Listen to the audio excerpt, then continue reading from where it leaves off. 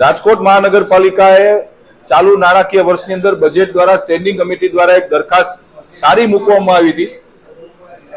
કે રાજકોટના શહેરીજનોના પરિવારમાં જન્મ થનાર દીકરો કે દીકરી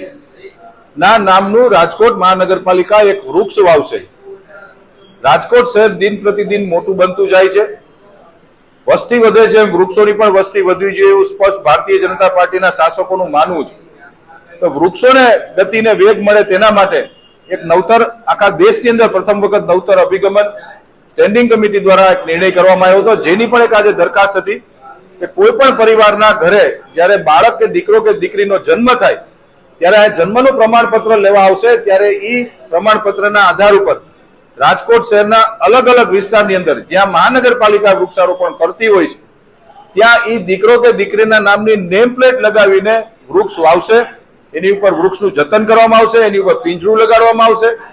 અને સમયાંતરે એ પરિવારને જીઓ ટેગિંગના માધ્યમથી વૃક્ષ કેટલો ઉછેર થયો છે